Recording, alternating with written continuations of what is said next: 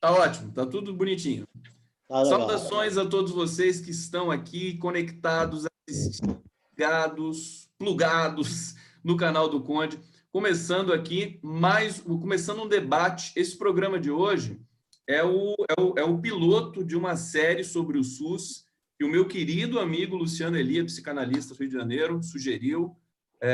E nós estamos abraçando humildemente aqui. Luciano Elia está aqui presente, Edmar Oliveira presente, Lígia Bahia chegando para fazer esse debate. Eu quero saudar vocês enfaticamente. O momento do Brasil é extremamente delicado, perigoso, politicamente, sanitariamente, cognitivamente, e então a gente vai tentar produzir um debate aqui para falar essencialmente do SUS, mas para falar também de todas essas ameaças que pairam no nosso horizonte. Queria começar saudando o Luciano Elia, a palavra está com você, depois Edmar se apresenta para a gente espera a Lígia chegar e saudar todo mundo que já está esperando para assistir esse debate. Luciano Elia, tudo bem? Tudo bem, Conde. É um prazer estar aqui com você e sempre contando com sua parceria aí nesses momentos cruciais, né? Na primeira vez. Então, é um prazer muito grande. Você acabou de mencionar que eu dei a ideia e você acolheu prontamente, inclusive a sugestão dos convidados, e assim, é preciso nesse momento que a gente faça todas as parcerias, né? Com pessoas assim como você, que possam levar para a opinião pública, para a sociedade, né? Com, enfim, o alcance que você tem, exatamente a trajetória sua aí nessa militância parceira com esse recurso tão importante, que são as lives, que são as suas publicações. Então, eu queria também te saudar, te agradecer, né? E também a presença e a aceitação também prontas do Edmar e da Lígia, né? Que são os expoentes assim, desse campo que a gente vai discutir nesse momento crucial. Então, eu queria dar boa tarde também a todo mundo que está nos acompanhando aí, né? Os seus e os nossos, sei lá como diz, internautas. Nossos internautas, nossos inscritos aqui no canal do Conde. Nesse momento. Obrigado, Luciano Elia. Eu quero dizer o seguinte, enquanto a gente estava esperando, aguardando a Lígia chegar, você também se conectar aqui, eu estava num papo largado aqui com o Edmar Oliveira, grande psiquiatra, com uma história fantástica, foi amigo do Torquato Neto, estava contando coisas aqui, uma legenda, e agora autor de vários livros, romancista, uma potência. Quero te agradecer profundamente estar aqui pela sugestão iluminada do Luciano Elia, Edmar Oliveira, e daqui a pouco a gente vai... Eu tenho o maior orgulho de ser amigo dele. Pois é, eu também tenho.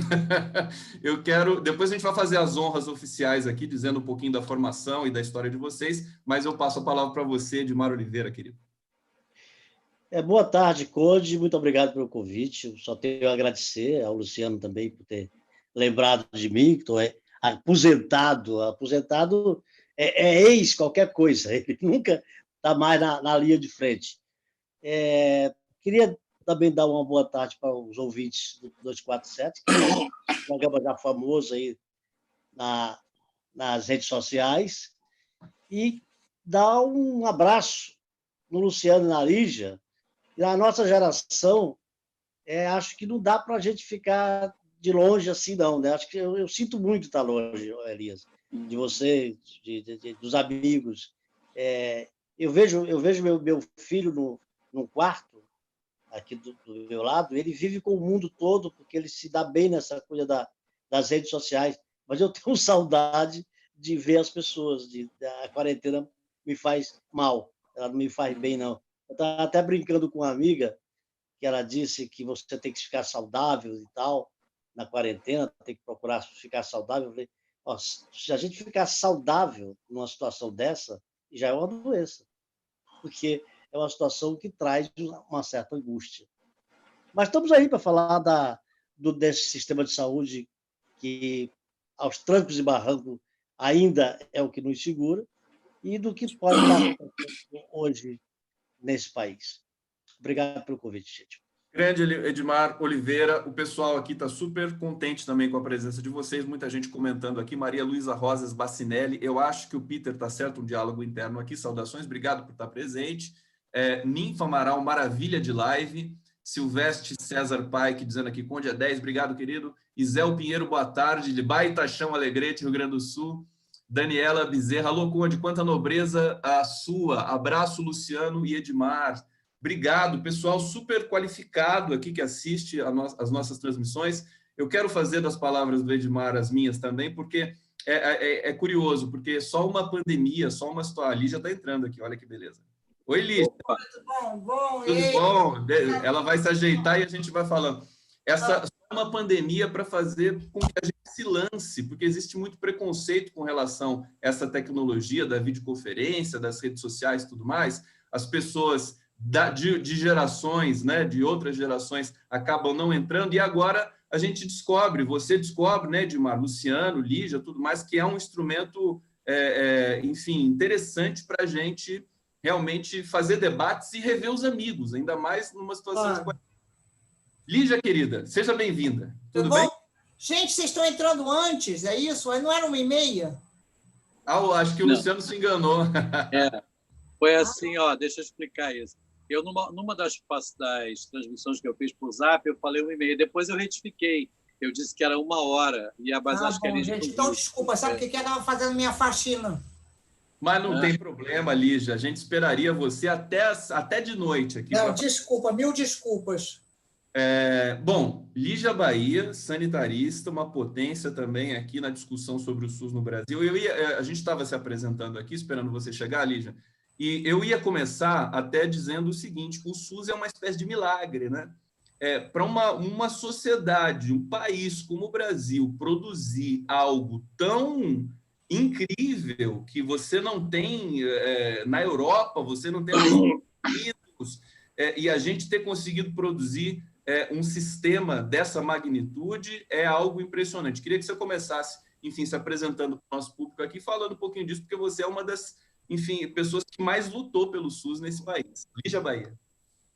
Então, eu sou médica, né, sanitarista, tenho 64 anos, sou avó, e sou da geração que, junto com o Edmar, né, o Luciano e tal, a gente é da geração que pensou um processo de redemocratização junto com o direito à saúde. A gente achou que a democracia tinha que ser uma democracia radical, que no Brasil a gente precisava de uma democracia que ela fosse acompanhada por direitos sociais efetivos, e o SUS, então, é uma dessas consequências desse pensamento, né? A gente era comunista, mas a gente achava, então, que, meio gramscianianamente, que a gente podia, primeiro, ter uma democracia radical e depois chegar no socialismo. Esse é um pouco não é um milagre, né? De certa maneira, a gente vinha sendo influenciado muito pela Itália, né? Que eu acho que depois o Edmar e o Luciano vão falar sobre isso. A gente tinha o Partido Comunista Italiano, que era um partido que se apoiava nesse tipo de paradigma da democracia radical, né? E das reformas que fossem reformas estruturantes. Então, a gente pensou assim, que o SUS poderia ser uma das reformas estruturantes desse país, não só o SUS, outras reformas, E então, a gente, com esse pensamento, a gente conseguiu chegar na Constituinte, né? E aprovar o SUS na Constituinte, que, de fato, é uma vitória muito, muito, muito importante. Então, isso, é um pouco essa história, essa origem, né? É uma origem concebida muito por militantes do antigo Partido Comunista, Aroca, e outro, Davi Capistrano, né? que eram militantes do Partido Comunista. Eu acho que essa nota é importante, porque depois a gente vai perder um pouco isso, né? Esses criadores, eles não são mais, enfim, Partido Comunista, ele se esfarela, né, com a queda do Muro de Berlim, ele virou poeira junto com o Muro de Berlim, não só no Brasil, mas no mundo inteiro, né? Não tinha mais sentido, né, o comunismo em si, né, o real socialismo, etc., que já vinha sendo criticado, inclusive, pelo Partido Comunista Italiano, pelo Partido Comunista Brasileiro, mas, de qualquer maneira, a queda do Muro de Berlim é um marco, né? Aquela polarização, então, ela deixa de existir, e quando ela deixa de existir, então, a gente tem uma ascensão muito grande do neoliberalismo, que aí ele se impregna, né, em todos nós, inclusive, né? Acho que hoje é difícil alguém dizer eu não sou neoliberal, né? A gente está sofrendo uma overdose desse ultra neoliberalismo. Eu queria só fazer um comentário e depois vou passar para o Luciano Elia fazer a primeira rodada. Luciano, vai preparando aí as questões que você vai trazer para o Edmar.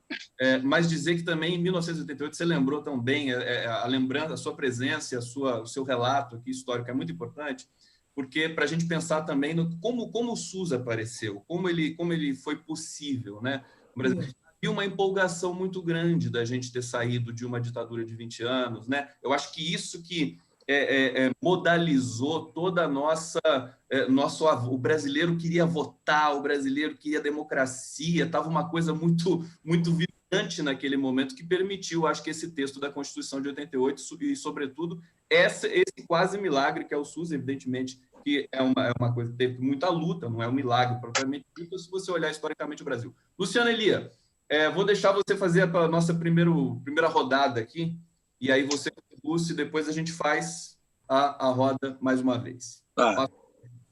Então, eu vou partir assim do mote, né, do mote da ideia dessa live, desse encontro, na verdade, tão legal com pessoas que, como a Lígia lembrou, são de uma mesma geração e que, né, lutaram assim pela redemocratização do Brasil nessa perspectiva que ela trouxe, né? E ela sempre trazendo referências históricas luminosas, né? Aliás, a Lígia, quando fala, ela é sempre luminosa. Mas eu queria, então, aproveitar para fazer um salto para a atualidade, quer dizer, pegar esse gancho aí, ela já trouxe o que você pergunta, o que foi, como é que foi que o SUS, depois ela pode tomar a palavra e dizer para nós que ela viveu isso mais perto que eu, por exemplo. Mas eu queria dizer assim, o SUS, esse que foi criado nesse contexto, né, de redemocratização real, radical, com direitos sociais, é claro que o SUS é um direito social, não é um serviço, como virou no neoliberalismo, inclusive particularmente a partir de Fernando Henrique, né, que transformou os direitos sociais em serviços sociais, fazendo com isso um passaporte para poder privatizar, né, porque se é um serviço pode ser prestado por agências não estatais, não é isso? Quer dizer, por entidades privadas, essa transição toda aconteceu, mas é como a Lígia lembrou, um direito, fundamentalmente é um direito social, e é isso que caracteriza uma democracia verdadeira. E ele é um sistema excepcionalmente bom, né? É incrível como é que o Brasil, que é um país tão atrasado em tantos sentidos, né? Não só economicamente, mas assim, essa ideologia escravagista, machista, racista, enfim, que agora, quando tudo isso se combina num caldeirão, como agora a gente vê, resulta num fascismo, né? Descarado da atual presidência. Então, assim, mas são ingredientes históricos, não surgiu agora. O Brasil tem essa tradição muito atrasada na sua formação histórica, mas foi capaz de produzir um SUS. Isso é um contraste interessante, eu gosto de pensar isso. Claro que há outros sistemas de saúde no mundo, não digo melhores ou piores, são diferentes, e que certamente funcionam muito melhor do que o SUS funciona, porque, ao mesmo tempo que ele tem esse caráter tão avançado, tão incrivelmente bom, né? Ele é acompanhado por um caldo histórico e cultural que é completamente adversário a ele. Então, a gente vive essa coisa atravessada, embora a gente tenha tido, com esse entusiasmo que você, Conde, destacou, né, que a gente vivia, uma certa vida, né? Um período, inclusive, na saúde mental, o Edmar vai poder falar, e eu também um pouco aí. A Lígia destacou um aspecto importante, né, o Partido Comunista Italiano, e também a nossa reforma psiquiátrica foi de inspiração italiana. Não é por acaso, né, essas coisas se encontram. O Franco Basaglia, que é a formação marxista, e dentro dessa perspectiva que ela situou na questão do Partido Comunista, ele inspirou a reforma brasileira, a psiquiátrica, né, que tem essa radicalidade também. Mas, enfim, o que eu queria dizer é assim, que esse momento que a gente está, quando eu falei num salto, que a gente está vivendo um momento tão grave em todos os sentidos, né? E com essa pandemia aí do coronavírus, o SUS reaparece num cenário onde ele vem sendo devastado, destruído, sucessivamente, né? Gradativamente, desde o neoliberalismo. Como eu falei, o Fernando Henrique já introduziu esse deslocamento na ideia de direitos sociais. Depois, com os governos do PT, eu acho que houve, apesar dele não ter detido, né, o processo neoliberal, ele fez muita coisa, não se trata agora de discutir isso, e a gente vê agora um agravamento político da crise política brasileira, com uma crise como essa da pandemia, e o SUS aparece como alguma coisa essencial, né? me chama atenção isso. Eu acho que a ideia um pouco desse encontro foi poder falar assim, será que não é o momento da gente tentar transmitir para a sociedade brasileira, com todas as nuances de sensibilidade que essa sociedade apresenta, não era hora da gente afirmar o valor do SUS, a crucialidade, eu diria, mais do que o valor, né? O valor está bem até afirmado, mas assim como ele é crucial, como num momento como esse, é o SUS que segura a onda, o pepino, né, e a barra, vamos dizer assim. Então, eu queria, essa rodada que você falou, assim, talvez tenha questões mais específicas para dirigir a Lígia e ao Edmar, mas eu queria primeiro abrir com essa reflexão, né? Quer dizer, não é momento? O que vocês acham? Eu queria perguntar isso. Eu queria pegar daí, Luciano. Oi? Eu queria pegar daí. Então, pega a bola. Por que eu quero pegar daí?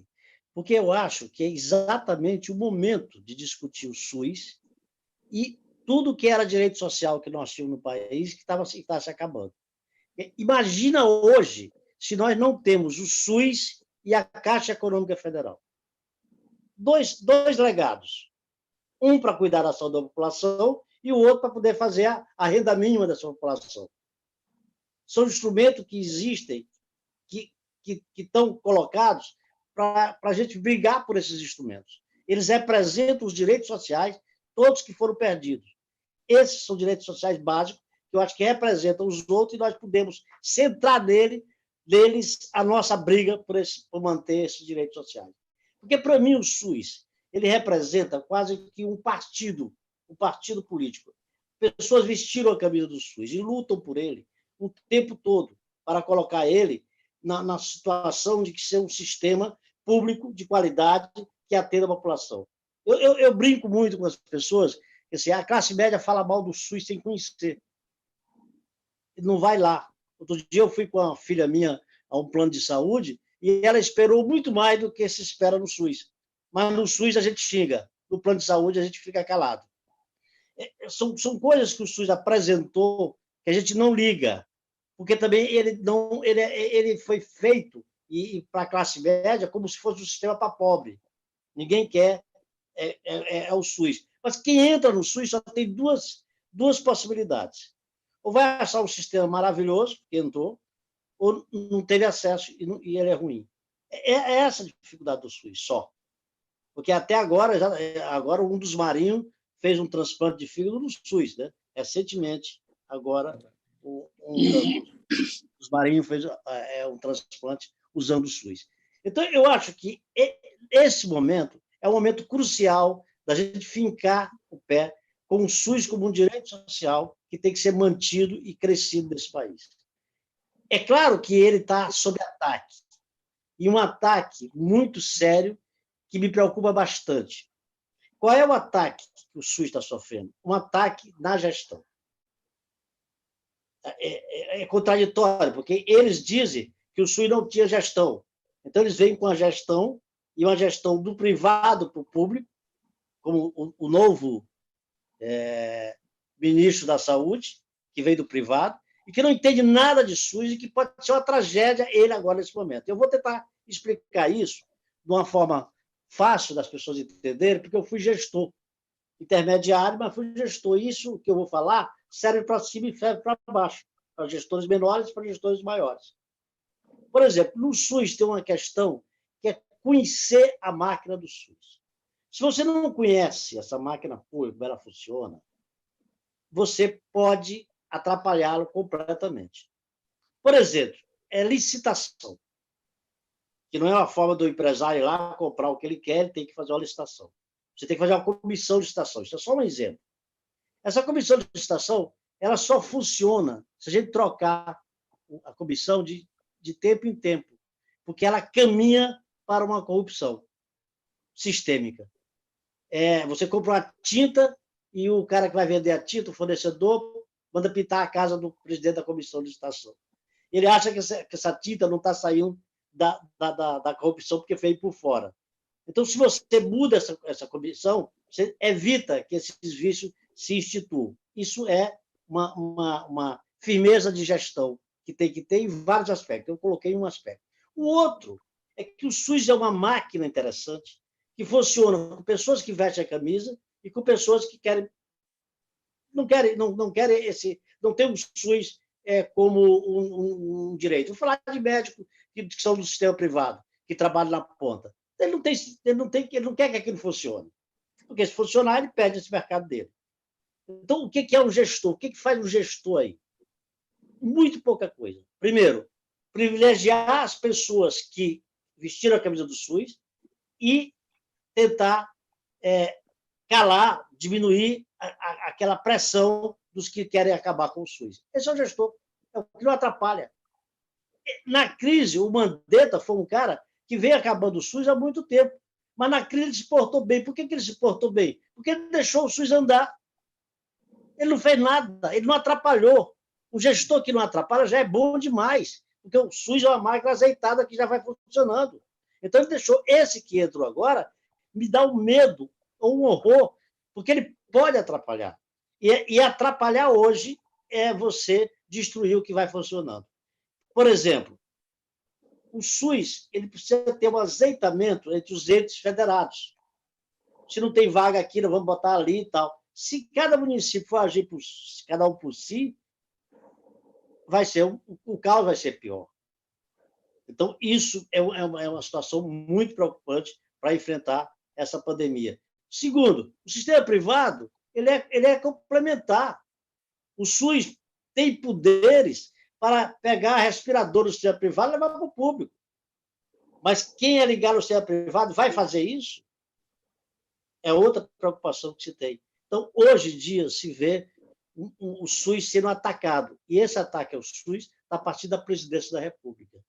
E eu acho que é necessário, não precisa ser em nome da política, mas em nome da crise sanitária, barrar essa insanidade que está sendo colocada.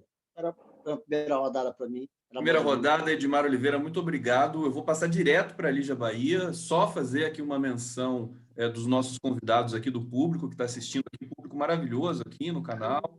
Tânia Marina, Ângela de Fonseca e Silva, Jane Santos Erdi, ela está dizendo, a espera do atendimento no SUS é igual ou melhor do que muitos convênios particulares, e até mesmo atendimentos pagos diretamente aos profissionais. Eu sou testemunha disso também.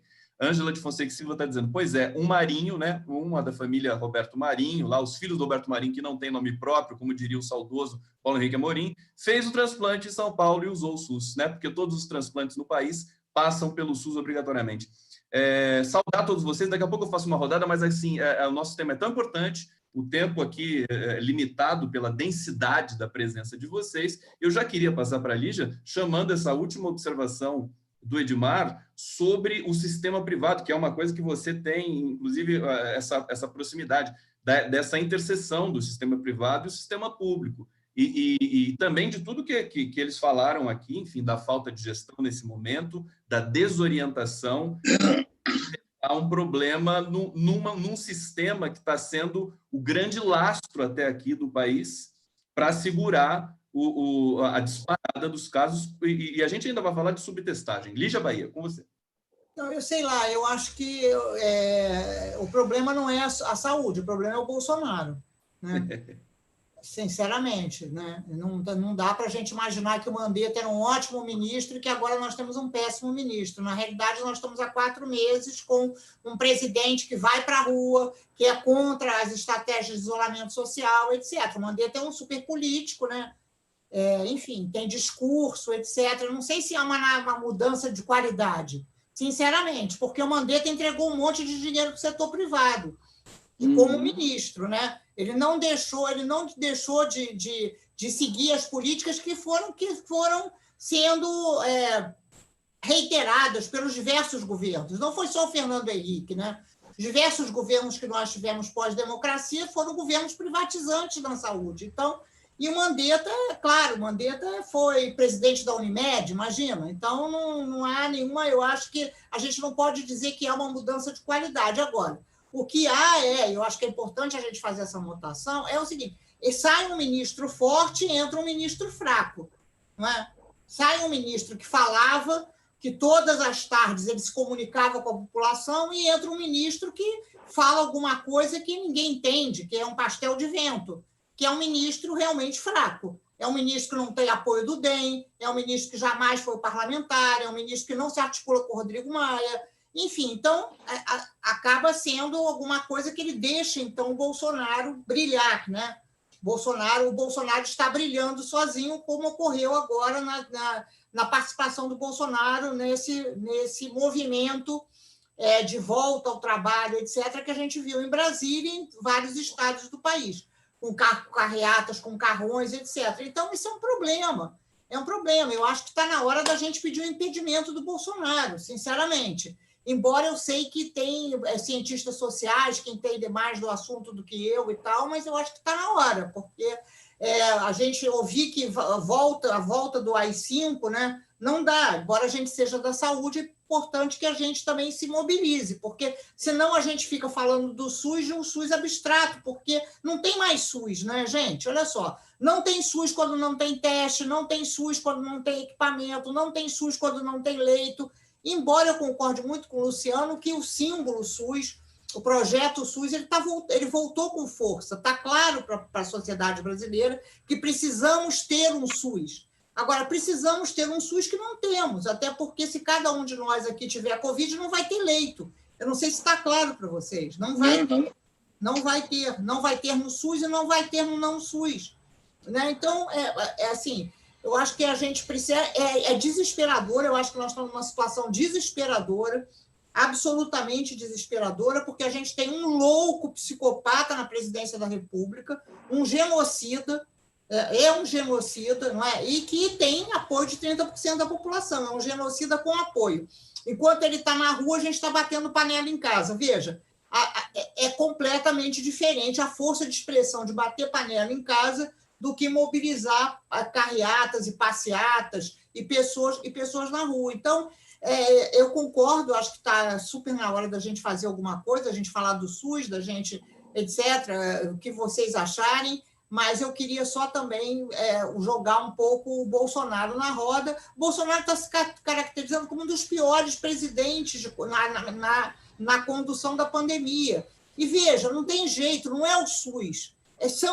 É o primeiro-ministro, é o presidente, não tem jeito. A crise é de tal gravidade que não adianta. Repara, quem é que aparece? Aparece o Macron, aparece a Angela Merkel, apareceu o Boris Johnson, o arrependido, né? Boris Johnson, o arrependido. O Trump aparece toda hora, e o Bolsonaro aparece, infelizmente, mas aparece como o pior, né? Eu acho que pior que o Bolsonaro nesse momento só o Daniel Ortega, que foi tão apoiado por nós, né? Quando fez a Revolução da Nicarágua, etc., etc., etc., todos nós apoiamos, e agora se tornou alguma coisa assim, um déspota da pior qualidade. Né?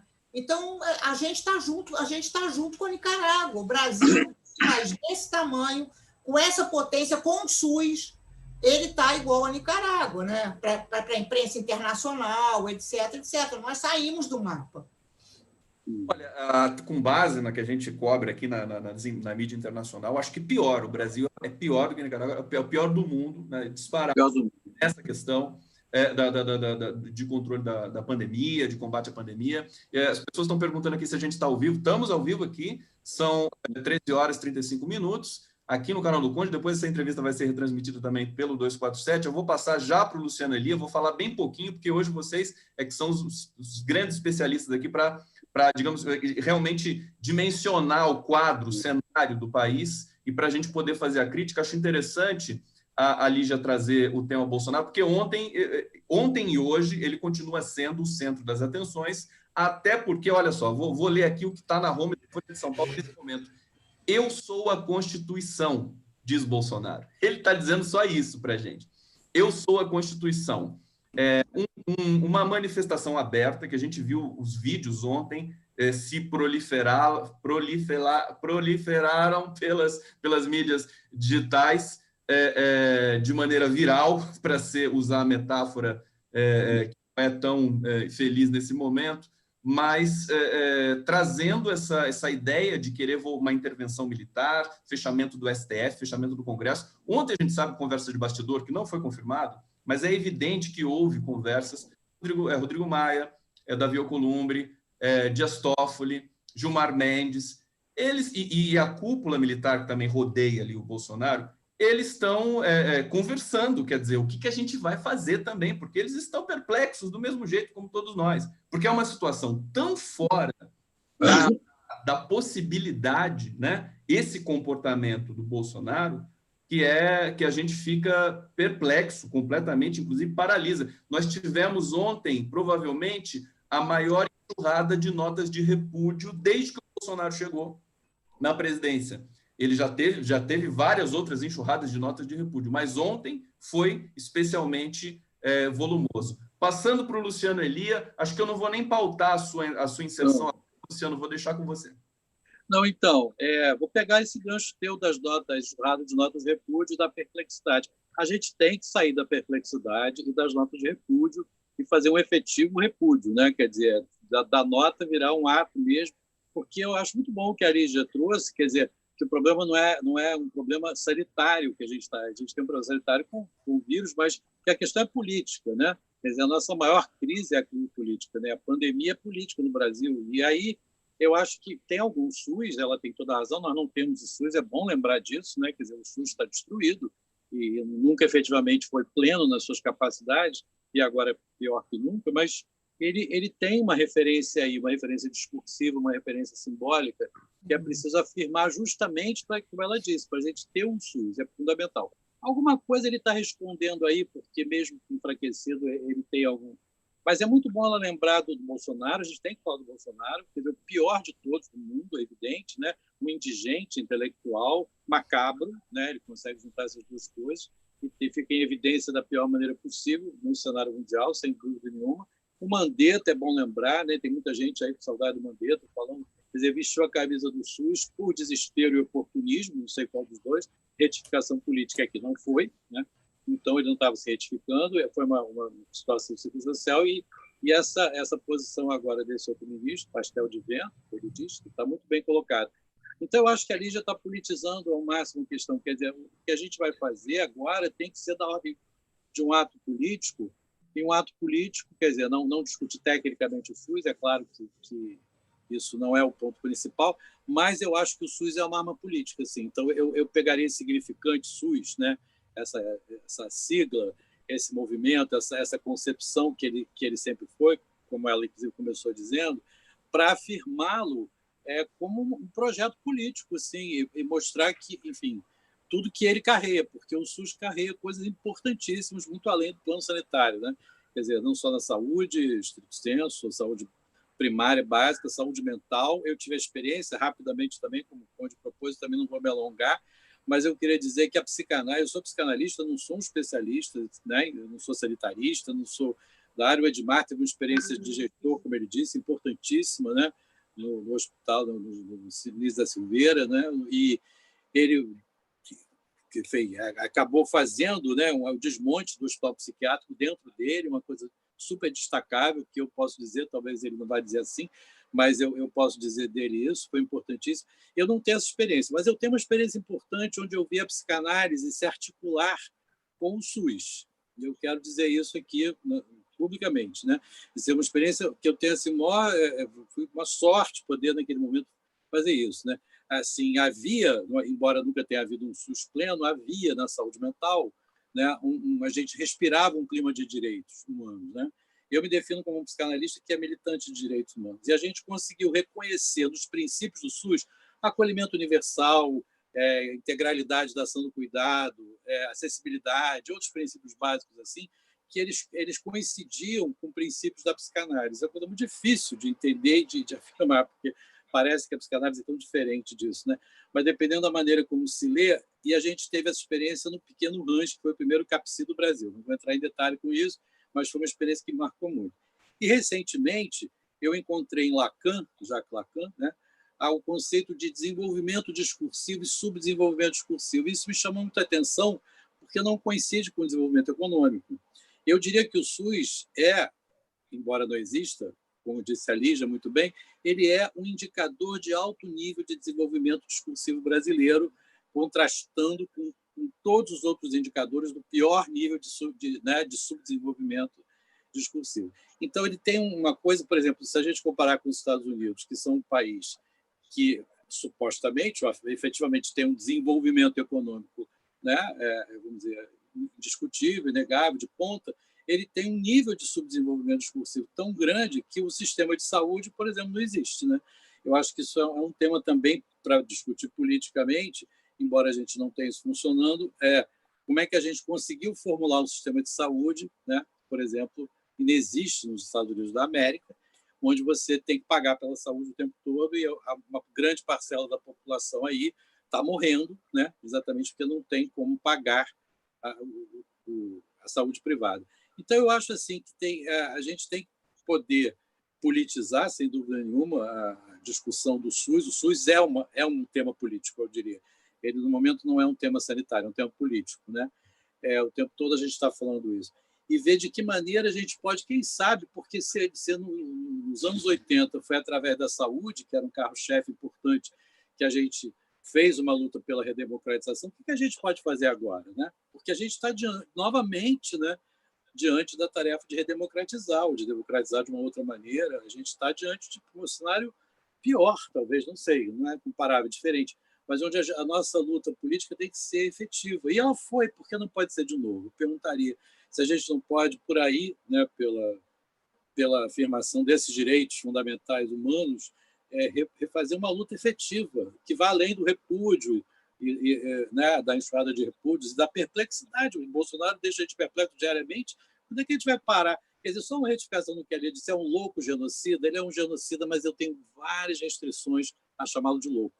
Porque, primeiro, porque eu tenho muito apreço pelos loucos. Segundo, porque essa coisa de dizer, vejo muito colega psicanalista indo para o jornal fazer diagnóstico de Bolsonaro. Né? Isso não desserviço à psicanálise, não desserviço à política e à sociedade, porque cria uma ideia de patologização nele e que, na verdade, ele sabe muito bem o que ele faz. Tem uma lógica discursiva no Bolsonaro, da pior qualidade, da mais nefasta coerência, mas que é eficaz. E ele está conseguindo fazer as coisas dentro da lógica. É só isso que eu queria retificar. Diga. Perfeito. Bom, antes de passar para o Edmar vai falar, só vou fazer uma exceção. Até porque acho que a escuta que paira no país nesse momento, que processa, que codifica ou tenta codificar o Bolsonaro, está precarizada. Eu percebo a imprensa tradicional chancelando, embora a Folha tenha estampado a Constituição sou eu, como lembra um internauta aqui dizendo, lembrou Luís XIV, né? Fica sem possibilidade, tem uma paralisia, as notas de repúdio se proliferam, mas eu acho que você tem razão, Luciana Elia, porque também tem de passar dessa fase. Acho que agora está difícil, porque nós estamos numa situação que, acho que a Lígia colocou muito bem, é política. O SUS, a questão do SUS é política, e aí depois eu vou querer também saber da estrutura do SUS para saber como a gente pode, né, lidar com essa politização no bom sentido desse sistema. Passando por Edmar, e falando, inclusive, também dessa questão da sanidade e não sanidade do Bolsonaro. Como é que você vê esse quadro? Como é que você vê esse bloco de codificação do Bolsonaro, Edmar Oliveira? Bom, deixa eu começar pelo SUS. Quer dizer, que é assim, eu me alinho com o que a Lígia fala da política, com o que o Luciano fala. Só que eu acho que nós estamos no momento atual, é um momento muito complicado para a gente levar como se estivesse numa situação normal de temperatura e pressão. Tá? O que é que nós estamos vivendo hoje? Tem um SUS atacado e tem um SUS que foi sucateado por vários governos, há muito tempo. Ele não seria isso, nós não queríamos eles assim. Mas ele tem um arcabouço que ele evitou no começo dessa pandemia que nós tivéssemos igual aos Estados Unidos, que não tem serviço público nenhum. Ele conseguiu. Se você pega assim, você tem gestores que não sabem o que significa uma máquina que está aí para trabalhar em benefício do povo. O Crivella fez um amontoado de pessoas para dar uma cesta básica. Não sei se vocês viram, saiu no jornal, uma fila, muita gente aglomerada. Era só pegar o cadastro das clínicas da família. Nós temos esses cadastros todos aí, não precisa fazer fila para isso. As clínicas da família só se mandaram ao governo dele, Crivella. Era só usar, pegar os agentes de saúde e deixar essa cesta na casa das pessoas que estão necessitadas, que eles conhecem essas pessoas. Bom, então tem essa coisa, nós estamos sendo atacados, mas ele evitou. Só que, nesse momento, a confusão que se faz como é evidente, a figura do Bolsonaro sendo responsável por isso, até pela esse ministro, que para mim é uma tragédia atual, né? Não que eu defenda o Mandetta, mas o que eu disse é que, num certo momento, ele deixou de trabalhar. Vocês viram que ele ia para aquelas reuniões com alguém de carreira do Ministério, que sabia o que estava fazendo. Ele deixou acontecer, ele deixou as pessoas fazerem, ensinarem para ele coisa que esse novo não está fazendo. Então, o que nós estamos fazendo, acontecendo é o seguinte: nós já estamos entrando no segundo pilotão da Europa. Nós estamos saindo da companhia dos países da América Latina para entrar para a Europa na pandemia. É muito grave. E um presidente enlouquecido, né? Enlouquecido nesse sentido da palavra, não de ser louco, do diagnóstico dele, ensandecido, fazendo aquele discurso que a gente estava comentando agora. Bom, eu não acho que o Bolsonaro seja um louco. Né? Eu não acho que tem nada de loucura. Eu acho que foi uma liderança feita. Não foi Bolsonaro que inventou essas pessoas que estão na rua fazendo carreata. Foram essas pessoas que saíram do armário, os fascismos, que nós não conseguimos dar conta de lidar com o nosso passado histórico, de punir os torturadores, deixamos esse passado ficando aí. Nós tivemos esses 30% de saudosos da ditadura, eles estavam dentro do armário, eles saíram e precisavam do Bolsonaro. Eles criaram o Bolsonaro, não foi o Bolsonaro que criou ele, eles criaram. O Bolsonaro não é nem bom para isso, ele é fraco. Mas é o que eles têm, porque o fascismo precisa de um líder que os fascine, que eles possam jogar nessa liderança todo o fascínio que eles têm sobre a morte. Então, no momento político que eu vivo agora, eu quero clamar as pessoas para que nós não temos que estar discutindo essa coisa da política total de cada pedaço do matiz ideológico. Hoje, para mim, nós temos uma situação de que nós temos que juntar, fazer uma frente de quem é pela vida e brigar com quem é pela morte. Eu só vejo essa possibilidade. Eu faço fila com Alcolumbre, com Maia, com qualquer pessoa que queira defender esse momento de tirar essa insanidade do nosso meio. Isso para poder enfrentar a pandemia. A pandemia vai nos matar por uma situação que a gente não resolve politicamente. E para resolver politicamente, é preciso uma frente muito ampla hoje. Muito ampla. Chamar todo mundo que é pela vida. Para mim, essa é a grande questão. E trabalhar com quem é pela morte. Perfeito. Eu estou até, enquanto você estava falando pela vida, né? A gente começou há 5 anos atrás fazendo pelo mandato legítimo, essa era a bandeira. Depois depois que foi favas contadas, ficou pela democracia, né? Agora a gente chegou no limite de ser pela vida, quer dizer, quem é pela vida e quem é pela morte. Quem é pela democracia, a gente vai um crescendo, né? É uma situação realmente perturbadora. Eu só vou ler alguns comentários aqui. Lígia, já vou passar para você. Paulo Tabatinga, poeta, está dizendo: é isso, Edmar. O pessoal está curtindo muito o debate. Valéria Torres, primoroso debate, notáveis convidados, acertou em cheio, condão, bingo, parabéns. Torço para que você consiga fortalecer e ampliar esse debate na academia. O SUS é amplo e precisa ser conhecido. Lembrando que esse aqui é o piloto, é o primeiro programa de uma série que a gente vai fazer. E eu estou pensando, inclusive vou pedir sugestões para os internautas que estão assistindo a gente, para os nossos queridos convidados. Luciano Elia também aqui, que o Luciano Elia é mais do que um convidado, porque ele também é o idealizador dessa iniciativa. De um nome, né, para a gente fazer a série do SUS, talvez Viva o SUS, alguma coisa nesse sentido, a força do SUS, porque eu acho que em torno disso a gente vai poder construir uma resposta realmente efetiva nesse momento do país. Valdene Amanso está dizendo: parabéns, Conde, por reunir esses dinossauros da reforma sanitária e da reforma psiquiátrica. Abraço para Edmar, Lígia e Luciano. Valdene Amanso, muito carinhosa aqui. Passando para a Lígia e ainda com o Bolsonaro, o que você diria, Lígia Bahia, sobre a declaração do novo ministro da Saúde, dessa questão do idoso e do jovem no cuidado, ou na questão de dizer assim que ele claramente deixou claro que tem de privilegiar o cuidado do mais jovem em detrimento dos idosos.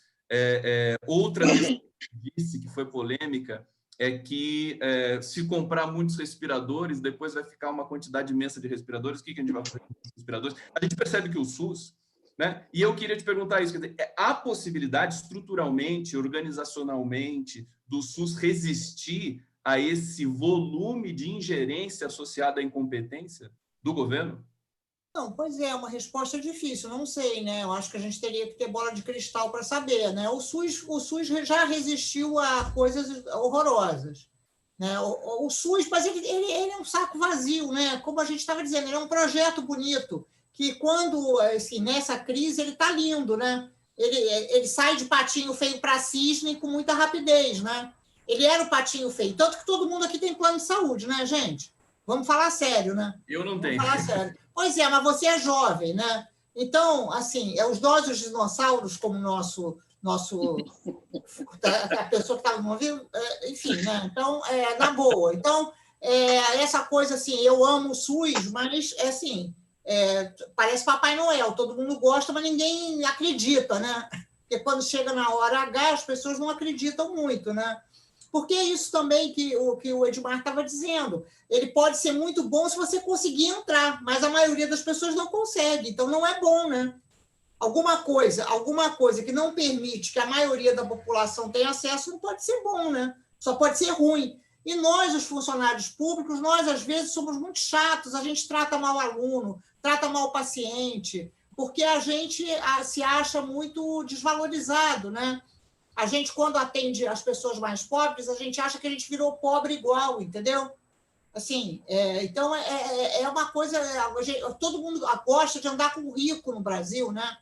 É legal você ter paciente rico, amigo rico, dar aula para aluno rico, entendeu? Isso é mais valorizado do que você ter pacientes pobres, dar aula para pobres, enfim. Então, nós, classe média, somos assim, né? A gente nasceu assim, os nossos pais, as nossas mães disseram que a gente tinha que ser assim, que a gente tinha que casar com a pessoa mais rica, né?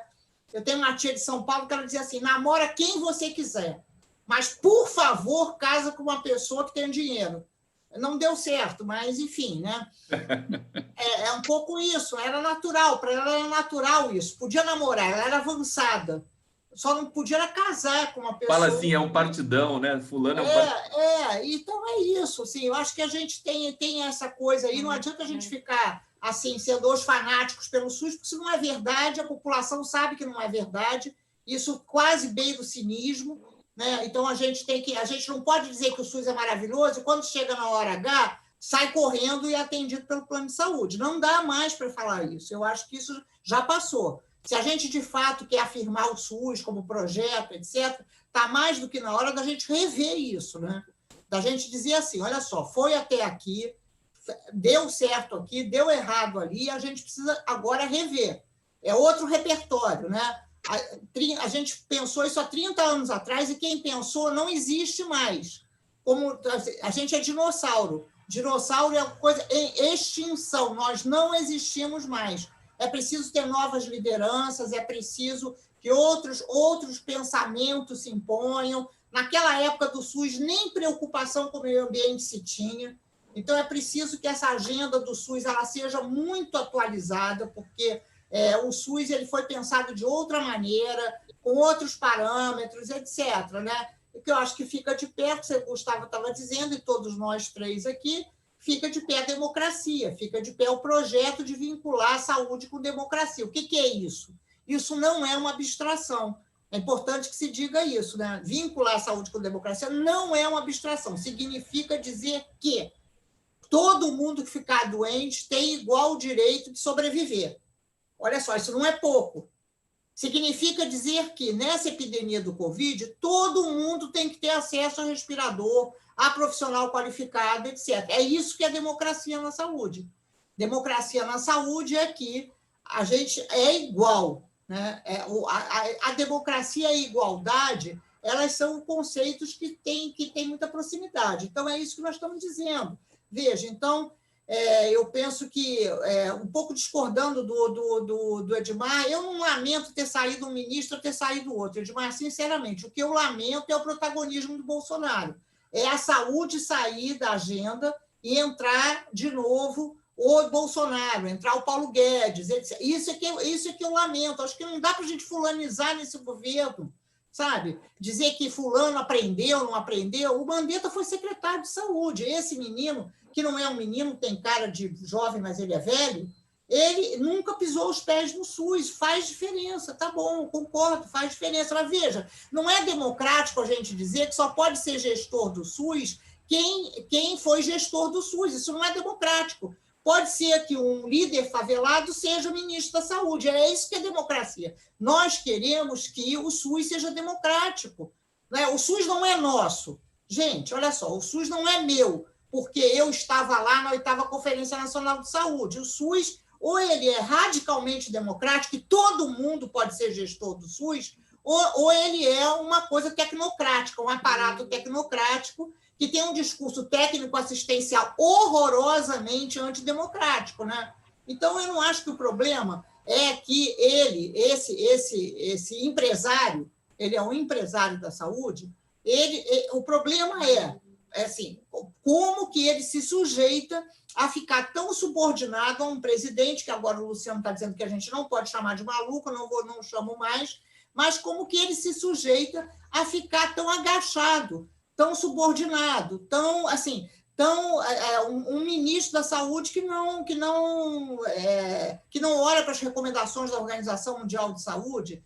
Quer dizer, é dramático, né? Eu acho que a gente tem que... Porque senão eu acho que descaracteriza o drama que nós estamos vivendo, né? Mudou a agenda. O Bolsonaro está ganhando. Ele ganhou. Ele tirou o Mandetta e ele ganhou.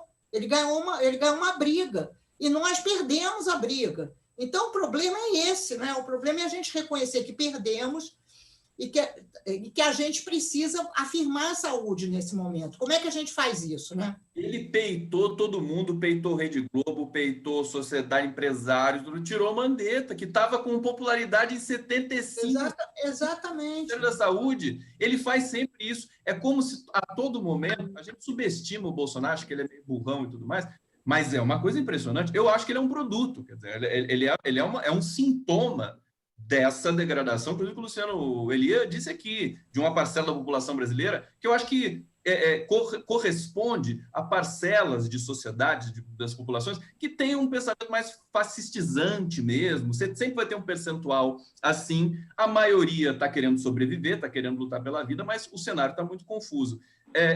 Eu queria, antes de passar para o Elia, saudar mais uma vez o público aqui que está super engajado, comentando muita coisa. Não vai dar para ler todos os comentários, evidentemente, mas antes de passar para o Elia e a gente política, eu queria fazer uma rodada sobre essa espécie de delírio coletivo que toma conta do país, as pessoas saindo em carreata, com máscara, sem sair do carro, com bandeira do Brasil, interditando passagem de hospital Emílio Ribas em São Paulo, fazendo buzinaço em frente ao hospital. Quer dizer, batendo nas pessoas. Você viu no Instagram que os manifestantes batem nas pessoas? Exatamente. Quer dizer, é uma cena que nem o mais extravagante autor de literatura fantástica poderia realmente imaginar. Antes de passar por ele, eu vou dizer que dá uma manchete do Zé Dirceu aqui no 247, agora acabou de subir, Dirceu alerta. O Dirceu é uma pessoa que a gente pode não gostar, mas ele é bem informado e, enfim, tem história, né? Se não houver impeachment, Bolsonaro dará o golpe. Exatamente. Mais claro é impossível. Exatamente. E quem quiser interromper e tal, fica à vontade. Veja, está um bate-papo aqui. Vamos lá. Claro, Não, então, isso é gravíssimo mesmo, né? Isso que ele já fala da vitória do Bolsonaro nesse momento, né? E se não for... não sei se tem condições de impeachment, não sei, porque o que acontece, né? Ele faz o que ele faz essa praxis governamental nefasta e macabra, né? Assassina, e tudo continua, ele consegue fazer isso. Eu acho uma coisa, não sei o que dizer sobre isso, não. Eu acho difícil que a gente consiga isso que o Dirceu fala, né? Assim, fazer um impeachment ou golpe, quase que dizer, bom, então vai ser um golpe, porque quem é que vai... Entende? Eu não estou vendo as condições de reação, mas eu gostaria de ver. Gostaria até de ser capaz de propor alguma coisa que pudesse desencadear uma reversão nisso, porque realmente não... eu concordo com a Lígia, o problema é esse. Eu só não concordo com uma coisa, o SUS não é nosso, mas o SUS pertence a princípios. E nós chegamos, não sei se alguém do povo poderia ser o gestor do SUS desde que encarnasse esse princípio. Acho que isso é que é democracia, né? Quer dizer, é o respeito a princípios que transcendem individualmente a cada um. Não precisa ser um ex-gestor ou alguém especialista, concordo, mas tem que ser alguém que encarne os princípios, né? E esses princípios existem no SUS. Eu quero dizer que o SUS é um discurso forte. É o fato dele ser um saco vazio, porque não se implementou, é verdade, mas eu acredito no discurso, sabe? Eu acho que existe alguma coisa ali que a gente chegou a experimentar na saúde mental, mas acho que não só, porque a minha experiência foi essa.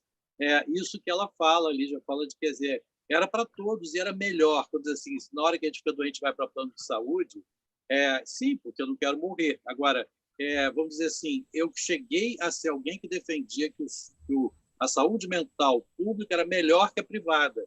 Melhor. Então, se tivesse algum parente próximo meu que fosse precisar de saúde mental, eu mandaria para um CAPS, num determinado Hoje momento. Hoje Luciano. Oi? Hoje é. Mesmo com toda a dificuldade, hoje ainda é. Melhor do que a privada. Então, tem uma força nisso. Quero só dizer que eu queria... não é nada poliana, não, mas acho que tem uma força. Mas a saúde mental não é o SUS. O SUS é um sistema inteiro. Desculpa, olha só. O SUS é um sistema inteiro. Não adianta a gente dizer que, olha só, que o INCA é muito bom, que a saúde mental é muito boa. Por quê? Porque o programa da AIDS é muito bom. Por quê? Porque a atenção básica em Ribeirão Preto é muito boa, é excelente. Que em Diadema, isso o tudo SUS avançou, etc., que em Santos, tudo bem, é tudo verdade. Olha tudo só, isso é SUS. Eu sou o SUS, não vamos brigar por isso, né, gente? O que não pode é a gente se apropriar de um projeto que não é nosso. O SUS é um projeto da história do Brasil, né? Claro. Eu acho que o que a Lígia está colocando, que é interessantíssimo, né, é não fetichizar o SUS, né? Falar assim, agora todo mundo é SUS. Eu acho que o debate não é, senão você fetichiza uma dimensão em vez de discutir estruturalmente, concretamente, diante da realidade. O Edmar está querendo fazer uma inserção. Luciano e Elias, vamos fazer um bate-bola mais rápido aí? Edmar fala um pouquinho, depois volta para o Luciano. Vamos lá? Vai. É porque eu queria falar duas coisinhas dessa questão que eu estava falando, que não é só um saco vazio. Na ponta do sistema, tem pessoas que compram esse serviço ainda, com maior dificuldade, lutando contra tudo. É porque eu tenho minha experiência na ponta. O último trabalho que eu fiz foi na saúde da família, de Manguinhos. E eu assisti cenas, tipo de uma senhora receber um apartamento da Minha Casa Minha Vida, no outro bairro, e não ir, porque lá no bairro não tinha a clínica da família que ela estava filiada lá nesse lugar. Então, para ela, isso era vital. E essas clínicas da família, por mais vilipendiada, por mais sem pessoal que ela esteja, ainda tem muita referência desse povo. Eu acho que esse sistema não pode ser jogado fora. Não existe mais. A outra coisa que eu quero dizer é que assim, eu tenho um plano de saúde. Agora, eu quero autorizar a qualquer um de vocês, meus familiares estão sabendo disso, que na hora que eu tiver um acidente de carro, ou tiver um AVC, que me leve para o Miguel Couto. Eu não quero ir para o meu plano de saúde. Por que eu vou dizer isso? Porque os planos de saúde, o especialista, ele está de plantão alcançável. Você vai morrer bonitinho, com um sorinho na veia, ar-condicionado, enfermeiro do teu lado, mas o cara não chega, porque eu vou mandar chamar ele. No SUS, o cara tem que estar de plantão lá no Miguel Couto. E mesmo que você esteja no corredor do Miguel Couto, ele vai te atender melhor do que o privado. Depois, bom lembrar, viu, Edmar? Só bom lembrar que, nesse momento, a Lígia acho que até pontuou isso, que não existe vaga no SUS. Sim, não, claro que nesse momento. Eu estou falando a agonia do Aldir Blanc, claro, né? Claro, eu só estou dizendo a questão de que não se usa o SUS. Eu acho que deve ser. Eu uso o SUS. Eu preciso usar o SUS. Eu quero usar o SUS. Eu não vejo. Eu tenho um plano privado complementar, mas não é uma coisa que é para mim. Eu tenho um plano local. Se eu sair daqui para Niterói, eu tenho que ir no SUS. Eu não tenho um plano. Para mim, esse plano não é para emergência, porque não é. Porque eu acho que o SUS é mais preparado para emergência do que qualquer plano de saúde que nós temos por aí. Essa, para mim, é uma questão. A outra questão é o seguinte: essa massa que está na rua, na carreata, que é uma coisa assim, absurda. Você veja como é que pode ser tão cínico isso. As pessoas vão para a rua de máscara nos seus carros, com luvas e álcool gel, e querendo que a massa de trabalhadores pegue o ônibus para se contaminar e sustentar o trabalho delas. Quer dizer, o cinismo é muito evidente. O fascismo não tem disfarce. Ele se apresenta nu. É o tipo assim, mas está tanta gente desempregada que se um morrer, se bota outro. Não precisa de ficar guardando a vaga daquele que pode morrer, porque ele pode. Então, assim, o Bolsonaro é apenas uma representação disso. Nesse momento de pandemia, eu creio que nós temos que fazer um esforço de fazer uma frente ampla para tirar o cara, impedir, interditar, botar com raiz, fazer parlamentarismo, qualquer coisa. Nós temos que tomar uma atitude para afastar esse cidadão, porque ele é o fascínio dos fascistas, ele precisa ser afastado, porque senão esses caras vão se reunir com ele, como a gente viu ontem, o absurdo que foi daquela multidão junto dele, ele tossindo em cima das pessoas. E na sequência, viu, Edmar, o que acontece? Eu estou fazendo a cobertura diária de todas as mídias institucionalizadas, chapa branca, alternativas progressistas, e a gente tem, depois de um evento como esse, a gente já tem uma manchete no Estadão dizendo o seguinte, que os militares falaram para o Bolsonaro recuar e ele recuou. Então o cara vai, ele causa, e depois ele recua. E depois ele recua. Esse é o processo semiótico de... Tem uma charge do Laerte. Oi? Hoje saiu uma charge do Laerte muito interessante, que é 3 pessoas conversando. Laerte, Edmar, da Laerte. Muito interessante. São 3 pessoas conversando. São 3 pessoas conversando, falando assim, ele está passando de todos os limites. No segundo quadril, ele está passando de todos os limites. Agora ele passou de todos os limites. No 4º quadril, é todo mundo morto já. É isso. Dizendo que tem que passar eu vou pegar a charge da Laerte e vou colocar aqui no vídeo para todo mundo ver. Agora eu já vou passar direto para a Lígia, porque aqui tá gostoso, tá, Luciano Eli, esse papo? Tá. Esse Deixa eu só dizer uma coisa. Pegou no breu agora. Eu quero passar... Você quer complementar, querido? Só quero dizer uma coisa rápida, que eu acho que a gente não precisa acentuar a diferença de olhares e de leituras que a gente faz, quando a gente está fundamentalmente de acordo, né? Eu acho que não é questão de fetichizar o SUS, mas o SUS, ele tem alguma coisa... Ele está na saúde mental, a saúde mental é SUS, sim, e ele não está superado. Eu queria também marcar essa diferença de leitura. Eu não acho que até sofrer atualizações e inflexões novas, como a Lígia propôs, mas eu acho que o SUS é mais do que nunca atual. Ele não está... Eu acho que ele precisa até ser feito ainda, mais do que superado. Ele não é superado historicamente, não. Ele não é vamos dizer, uma coisa dinossáurica ou histórica que a gente tem. Luciano, mas o SUS não é um partido político e nunca vai ser, né? Nós nunca concordamos com essa tese do Partido Sanitário, porque nós tínhamos um partido, né? O partido era o Partido Comunista, né? A brincadeira do Partido Sanitário era apenas uma brincadeira, né? Porque a gente tinha uma militância e tinha um partido. O partido formulou o SUS, tá bem. Então, ok. Mas claro que não era um projeto de partido, era um projeto para a sociedade brasileira, né? Exato. Um projeto que pensou a sociedade brasileira, que estudou a sociedade brasileira, etc. O SUS não é um partido. A gente não pode ser militante do SUS, está errado isso. A gente tem que ser militante do PT, do PSOL, de alguma coisa. Eu, por exemplo, eu fiquei desfiliada, mas eu não posso tomar o SUS para mim e fazer do SUS um partido político. Não é. Eu estudo o SUS, eu sou pesquisadora, eu trabalho, eu dou aula. Esse é o meu trabalho. Eu não sou uma militante do SUS. Eu sou uma militante quando eu apoio alguém na eleição de 4 em 4 anos, eu me torno uma militante. Mas eu gostaria de ser uma militante o tempo todo. Eu gostaria de ser militante. Pois é, Lígia, mas são os militantes de direitos humanos. Né? Olha só, Luciano, o que tem que ser politizado é a democracia na sociedade brasileira. O que tem que ser politizado é como que nós avançamos, como que a gente rejeita essa porcaria de proposta de renda mínima, que é totalmente neoliberal. Sinceramente, a gente está batendo palma por um projeto totalmente neoliberal, antidemocrático. Significa que haverá cidadão de primeira categoria e cidadão de segunda categoria para sempre. Haverá pessoas que nunca terão previdência social. E nós estamos batendo palma para isso, para um projeto completamente neoliberal, completamente partido.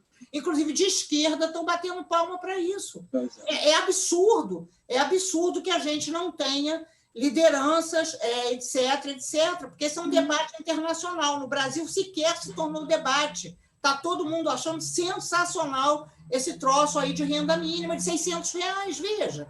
Assim, Como é que um comunista veria isso? Eu que estou sendo dinossauro. Isso é um absurdo. Isso é um absurdo, uma sociedade absurdamente injusta, absurdamente segmentada, absurdamente antidemocrática. Enfim. Então, eu só quero dizer assim, gente, olha só, dinossauros são dinossauros. Eu sou uma dinossaura. Né? É preciso que haja novas lideranças, que, enfim, eu posso que peguem esse projeto lindo, generoso, que é atual esse projeto. E que atualizem e levem ele adiante. Não tem mais condição. Desculpa, olha só, não tem mais condição. Não há partidos políticos que hoje apoiem o SUS, tal como ele foi concebido. Não há mais. O partido político que formulou o SUS, que apoiou o SUS, que, inclusive, levou esse processo de redemocratização, porque os outros foram para a luta armada e o PCB não foi para a luta armada, entendam isso. Olha a tragédia brasileira. O único partido que não foi para a luta armada foi o PCB. E foi justamente o PCB que sumiu. Os partidos que foram para a luta armada, que erraram muito, erraram tragicamente, né? São nossos heróis, mas erraram muito, estão aí. E são essas pessoas que foram para a luta armada, que erraram, que são contra a democracia, que acham que a renda mínima é a solução, que estão aí, veja. Então, não sou eu que estou aí, né? Deixa eu só entender. Eu não estou lamentando, eu só acho que a gente precisa entender que não é a mesma coisa. Não pode ser a mesma coisa. A gente tem que repensar. Gente, eu peço vênia aos queridos e Luciano. Eu quero dizer o seguinte, eu estou apaixonado pela Lígia Bahia.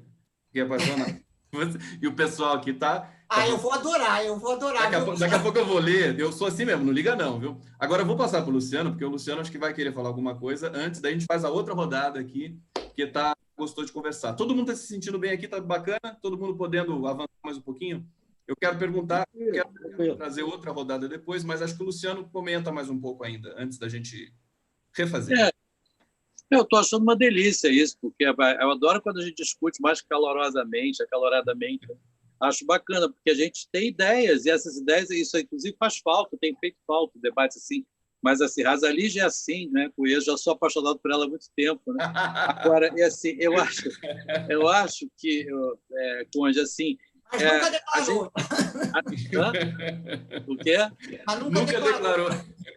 Nunca declarei. Já declarei. Eu já fiquei apaixonado e já declarei na hora. O Conde é mais declarado. Mas o seguinte, não, eu acho que a gente não é militante do SUS, mas é militante de direitos humanos. E foi a Lígia mesmo que começou a fala hoje dizendo que a questão do SUS e da saúde é uma questão de direitos humanos, democracia, saúde, né? Essa articulação. Então, eu quero ainda, discordando um pouquinho dela, né?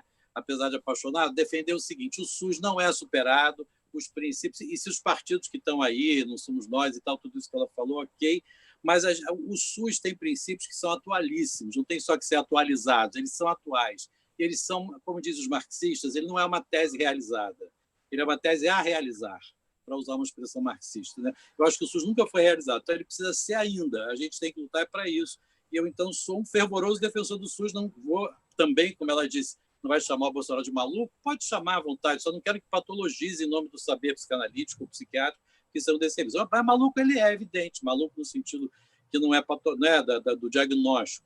Então, eu vou dizer assim que a gente não é militante do SUS, mas é militante dos direitos humanos e tem que defender o SUS. Bom, dito isso, eu não sei se dá tempo, né, Conde, mas eu tinha uma pergunta mais específica para a Lígia e para o Edmar.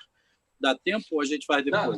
Não, por mim dá e espero que para vocês também. A gente estica um pouquinho, não tem problema nenhum. Agora, deixa eu só fazer... O Luciano Elia, eu sou apaixonado por você também. Que bom. De Marta, eu sou, enfim, o Conde é uma coisa assim. Estou super feliz. É um apaixonado. Um eterno apaixonado. Porque o debate, né? O debate qualificado é uma coisa que me... A gente tem dificuldade de encontrar isso hoje. Não é trivial, né? Não é trivial. Então, hoje eu estou me sentindo realmente muito bem aqui entre vocês. Vou passar rapidamente aqui no bate-papo, porque o pessoal está muito feliz também. Diva Lúcia Conde dizendo bravo, Luciano Elia. Sueli Soares, apaixonada pelo SUS. Antônio Pinto dizendo isso aí, Luciano. Ana Clara dizendo grande Lígia Bahia, Ana Clara psicanalista, Ana Clara Duarte Gavião. querida, está sempre aqui no canal do Conde. Conceição Cardoso, obrigado, professora Lígia, pela sua lucidez, é por aí mesmo. Nico Leite, enquanto isso morre-se de fome. Thaís Marchiori, Nico Leite, sim, está respondendo de diálogo interno aqui. O bate-papo pega fogo também aqui no canal do Conde. E eu acho que, assim, a gente pode... Vamos fazer uma nova rodada? Vamos lá, Lígia, tentando ser mais sintético para a gente poder rodar mais aqui, nesses blocos finais, e depois o Luciano vai fazer as questões que ele tem para fazer. Lígia, Luciano, Edmar, vamos fazendo assim, rodando no sentido horário. Eu tenho dito nas minhas lives, nos meus artigos, enfim, nessa atividade que eu pratico aí nas redes sociais, que com o Bolsonaro a gente não vai conseguir combater essa pandemia. Talvez hoje tem um químico dando uma entrevista para a Folha de São Paulo dizendo assim, não vai ter medicamento para a Covid. Tão cedo, muito menos, e vacina, ele disse que a vacina do Ebola demorou 5 anos para ser feita, foi a mais rápida que foi feita. Então, esses prognósticos de daqui a 1 ano, 18 meses, é tudo muito fantasioso. Eu percebo que quando os médicos falam a respeito da Covid-19, os mais interessantes e consistentes são aqueles que dizem assim, a gente não sabe direito como é que esse vírus se manifesta, qual é a atividade desse vírus, como é que vai ser isso. Bom, nós estamos no Brasil, além desse voo cego internacional pandêmico, nós estamos no Brasil também num voo cego doméstico político. Então, com Bolsonaro não vai dar. E aí, vamos de novo, né, trazer, eu acho que você chamou essa pauta muito fortemente, e o Edmar dizendo, não importa se é impeachment, eu vou pegar a imagem da Laerte daqui a pouco, se é impeachment, se é interdição, se vai tirar numa camisa de força, se vai prender alguma coisa. Com o Bolsonaro não dá mais. E é incrível como ele obscurece, você não vê o ministro Sérgio Moro da Justiça, não aparece, da Marizal dos Direitos Humanos, não aparece ninguém, nem o cara do meio ambiente, não existe, só ele fala pelo governo. Se alguém quer falar alguma coisa como Mandetta, é imediatamente cortado, e a gente tem um cenário de devastação total, político, cognitiva, social, e vamos avançando, e enquanto a Lígia fala, eu vou pegar a imagem da Laerte. Lígia Bahia. Eu também concordo plenamente. Acho que nós estamos de acordo, né? Tem que tirar o Bolsonaro, de alguma maneira. Ou ele fica, mas ele fica como subordinado a um núcleo mais racional do governo, etc. Eu acho que o impeachment, assim, para nós, não seria uma boa solução, porque o Brasil está saco cheio de impeachment, né? E a gente nota que os impeachments eles não são favoráveis, né? Mesmo o impeachment do Collor, entrou Itamar, etc., eu acho que a gente, por exemplo, naquela época, que a gente era do Partidão, nós fomos contra o impeachment. Só para vocês entenderem, né? O impeachment ele é alguma coisa da ordem sempre muito da pequena burguesia, que é contra, da corrupção. Né? O Collor foi empichado pela corrupção, a Dilma foi empichada por uma suposta corrupção que nem existia. Então, eu não acho que seja assim... E, para nós, a eleição é importante, né? Foi através da eleição que a gente elegeu o Lula, né? E que foi muito importante, né? Muito importante que o Brasil tivesse eleito um trabalhador, da maior importância democrática, né? Nada mais democrático do que a eleição de um trabalhador, como foi a eleição do Lula, a reeleição do Lula. Então, eu acho que concordo, acho que talvez o Edmar tenha um pouco falado sobre isso, eu não acho que o impeachment é a solução, mas alguma coisa de afastamento do Bolsonaro, sem dúvida, né? Nem que ele fique ali como uma espécie de rainha da Inglaterra, alguma coisa assim, mas ele não pode continuar sendo o protagonista do Covid, né? Ele não pode ser o cavaleiro anti-Covid, isso realmente não vai dar até porque a gente vai ter cadáver acumulado, né? A gente vai ser um Equador, as pessoas vão morrer na rua, vai ter caminhão carregando cadáver. É importante que a gente entenda esse quadro, né? E nesse quadro eu acho que a gente tem uma nota assim, muito positiva, que foi o fato dos médicos que votaram no Bolsonaro, né? A maioria dos médicos votou no Bolsonaro, a gente sabe disso, a gente é médico, né? Sabe que a maioria dos médicos votou no Bolsonaro, mas hoje não. Hoje a maioria dos médicos está completamente contra o Bolsonaro. Isso é legal porque a gente tem uma polarização ciência-anticiência, né? Isso está polarizando a sociedade brasileira, pelo menos nessa camada, sei lá, de profissionais de nível superior. é impossível ser anticientista. Então, isso é bacana. A gente conseguiu deslocar uma camada aí que era muito aderida ao Bolsonaro e que agora não é mais. Então, eu acho que é com isso que a gente tem.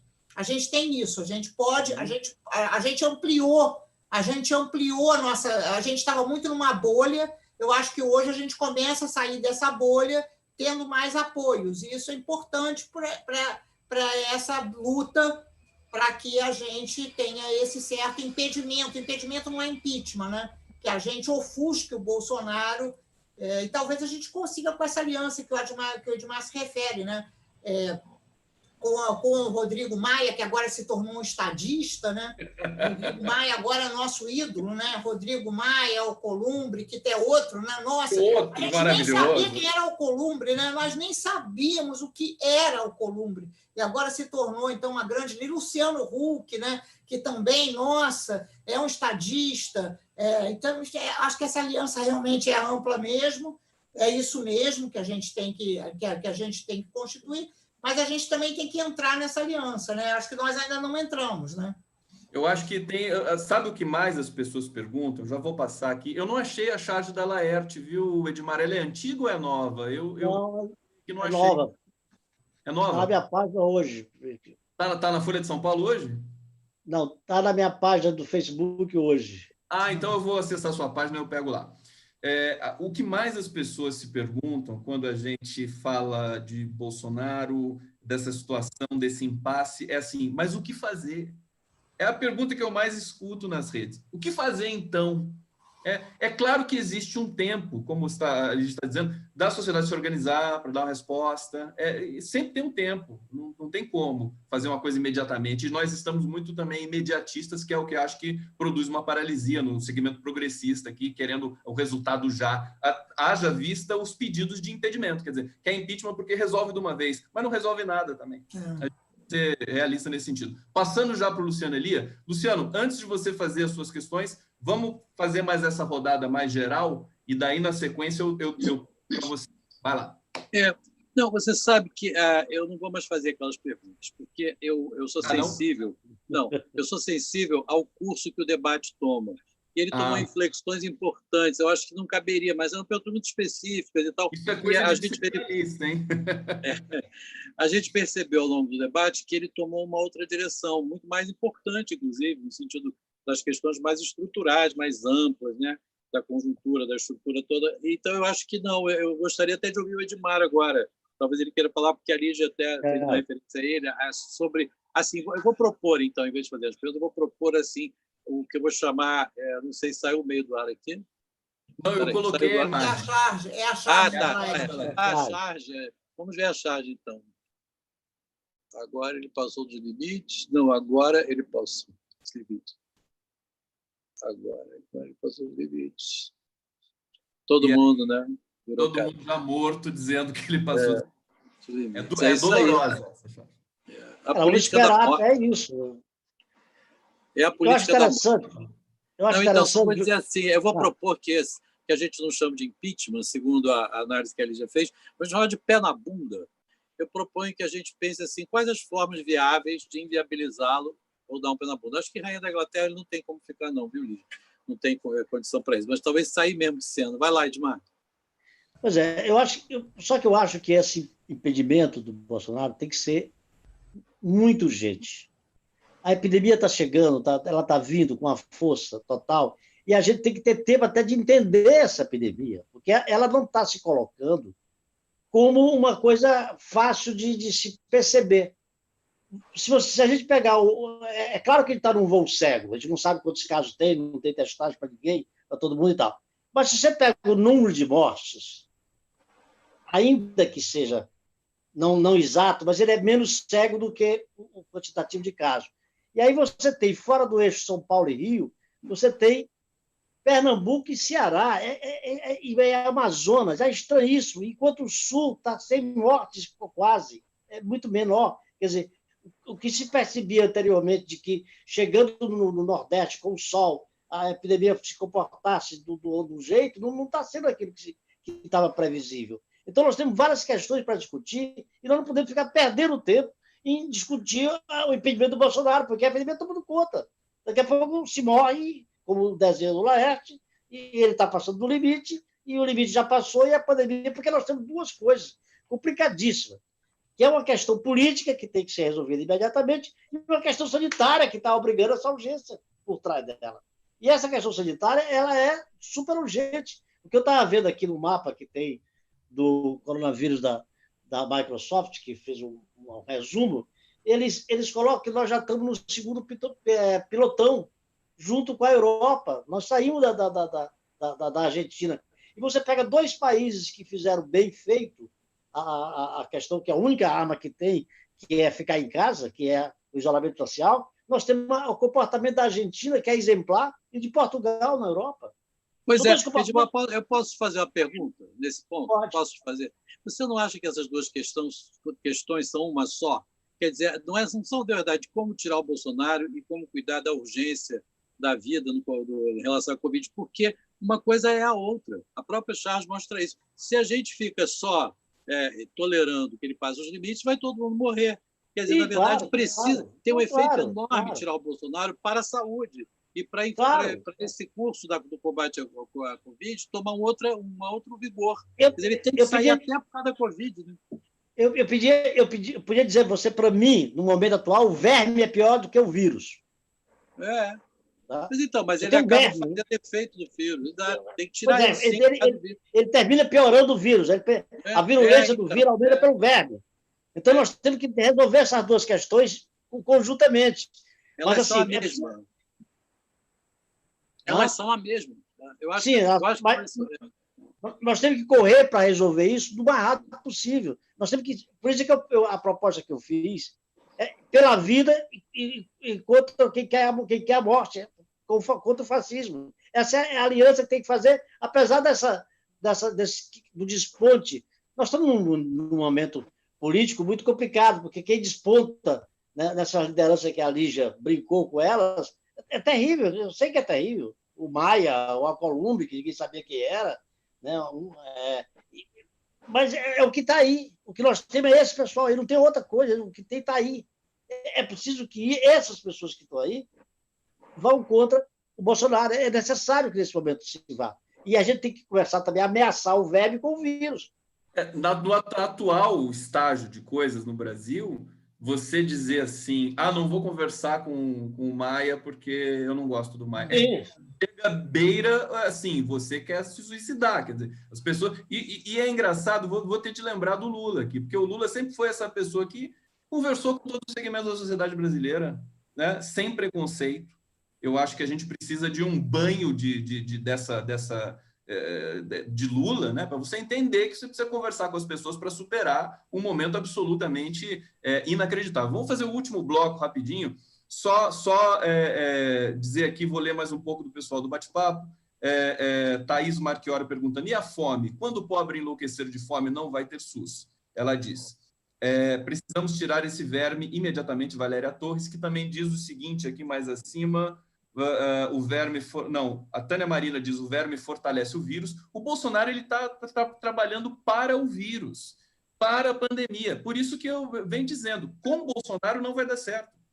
Com ele, agora, se ele vai ficar uma rainha da Inglaterra, eles já tentaram fazer isso com ele, não deu muito certo também. Eu acho que existe uma institucionalidade que precisa ser posta, né? Ficar ele ali, todo mundo tutelando, é ruim, porque ele sempre vai lá e se joga e se aparece.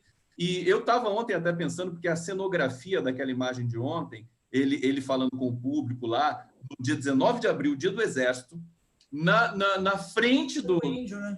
Em Brasília, quer dizer, é simbólico, me lembrou muito o episódio da facada lá em Juiz de Fora, em que ele está no meio do povo e tudo mais. Eu acho que ele está preparando, ele está com muito medo, a gente sabe disso, de estar reclamando que o Rodrigo Maia está tentando golpear contra ele e tudo mais. Bom, para a gente fazer nossas considerações finais, vou passar para a Lígia Bahia, depois Luciana Elia e Edmar Oliveira. O pessoal está super feliz aqui com o debate arrebatador, tinha uma mensagem assim. Eu também estou super feliz. Eu acho que a gente precisa, enfim, avançar nisso, conversar mais também entre nós aqui. De repente, a gente faz isso mais adiante, passando para a Lígia nesse momento, considerações finais na nossa última rodada.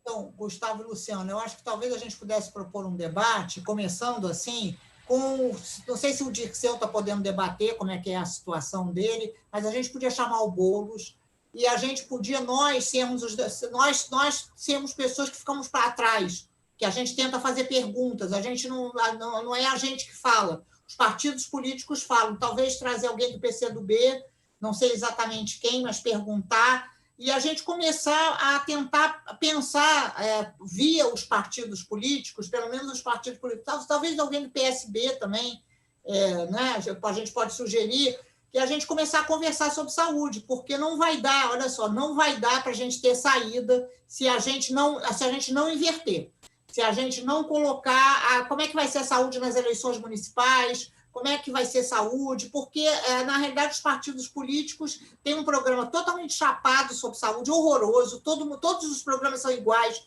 o programa do PT é igualzinho do DEM, e, na realidade, depois chegam lá, fazem aquela meleca, enfim.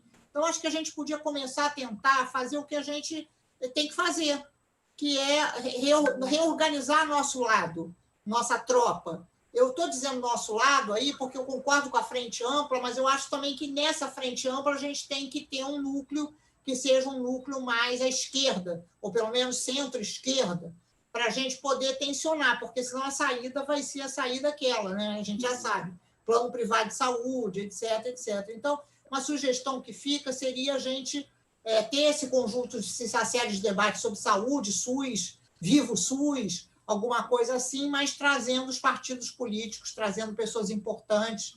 O Dirceu sabe muito sobre o SUS, por exemplo, eu tenho certeza. O Boulos aprendeu bastante sobre o SUS durante a campanha eleitoral. Alguém do PCdoB também, sei lá, vou contatá-los para a gente poder fazer esse papo, Lígia, fica tranquilo. E a gente fica sendo a pessoa que que ajuda o Gustavo enfim... a formular as questões, perfeitamente. Isso, maravilhoso, isso. Adorei. Já passo para o Luciano, então. Então, eu vou falar, assim, reforçar essa ideia da Lígia, achei excelente, adotei, a gente tinha conversado, né, Conde, acho que você tinha já falado isso, que não fosse só esse encontro hoje, fosse uma série, acho que a Lígia está dando uma boa direção para isso, para o próximo passo. Agora, eu quero acrescentar essa ideia, porque eu fico, às vezes, muito aflito, cadê os políticos, né? Os políticos que possam nos representar mais, assim. Às vezes eu pergunto também cadê os artistas proeminentes e que pudessem puxar um movimento, mas acho que são os políticos. E nós não somos os políticos. Eu, pelo menos, não sou, né? Então, eu acho assim que a gente tem que ter liderança, sim.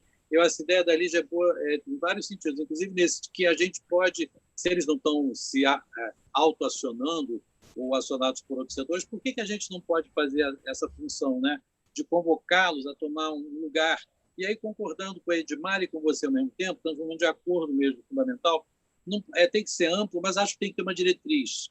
Não pode ser amplo, querendo com amplo dizendo não direcionado, né? Porque se o tão amplo, tão largo, pela urgência da União Nacional para vamos dizer, depor, acho que é outra palavra que pode ser depor Bolsonaro, não sei se existe, ou se só no tempo dos reis, mas, assim, se a gente tem que ter um caráter amplo, essa união, ela não pode ser não vetorializada, ela não pode ser desnorteada politicamente. Então, eu concordo que a gente chame protagonistas à esquerda para tomar a frente mesmo disso, puxar um movimento assim, excelente. Estou comprando totalmente essa ideia, e como o Conde já tinha me falado da ideia de fazer uma sequência, a gente está, inclusive, totalmente sintonizado, né, Conde, com essa ideia assim, de dar prosseguimento a isso. Quem sabe a gente consegue chamar essas... Eu acho que o Dirceu é excelente, acho que ele pode, sim. O Dirceu, Boulos, gostei da ideia. O que é mais interessante é essa interface, quer dizer, é política, né? As pessoas que têm de se expor nesse sentido e uma ala técnica que possa formular as questões. Isso. Na retaguarda, né? Como ela disse, mais na retaguarda também. Botar o protagonismo para eles, né? Isso. Perfeitamente. Passando, então, para o Edmar. Bom, eu queria agradecer a possibilidade de estar aqui com vocês, conversando isso, agradecer a possibilidade de estar conversando com o Lígia, que é uma pessoa que eu admiro muito, com o Luciano, que é uma referência. A preocupação que eu tenho dessa proposta é que a gente tem que trazer para esse debate também eles, não só nós, entendeu? Não adianta fazer um programa só com Boulos, se a gente não traz quem a gente quer aliança para isso. Eu acho que está na hora de se debater com todo mundo. Não precisa... Eu acho que está no momento que primeiro é uma união, depois eu resumiria assim, o Conde. Eu acho que a gente tem que estar junto pela vida até para poder brigar depois. Muito bom, muito Obrigado. bom. É a frase aqui que acho que pode concluir de uma maneira bastante iluminadora o nosso debate de hoje. Eu quero agradecer profundamente a presença de vocês aqui. O pessoal adorou a conversa. Tem gente perguntando, eu quero compartilhar, eu quero divulgar isso. O vídeo vai ficar disponível no meu canal. É só linkar, só fazer o link, todo mundo vai poder. E é bacana porque, assim, a experiência ao vivo, ela é forte, ela tem audiência, mas o vídeo tem a sua história depois. Ele como um livro publicado, ele fica para os anais aí das redes digitais. E eu quero agradecer, Luciana Elia, pela ideia que você teve. A gente pensou junto isso e nos encontramos, né, por quase uma transmissão de pensamento. Vou levar a cabo a sugestão da Lígia de trazer de seu Boulos e também a do Edmar de trazer outros setores também, porque a gente precisa pensar criticamente e com muita contundência que vai ser do Brasil depois de tanto estancamento que a gente vem sofrendo já de 5 anos para cá, vai ter de reconstruir tudo. Obrigado, gente. Um abraço, um beijo para todo mundo. Encerrando aqui. Beijo apaixonado em todos. Tchau. Beijão para vocês. Tchau. Muito bom. Muito Foi bom. ótimo.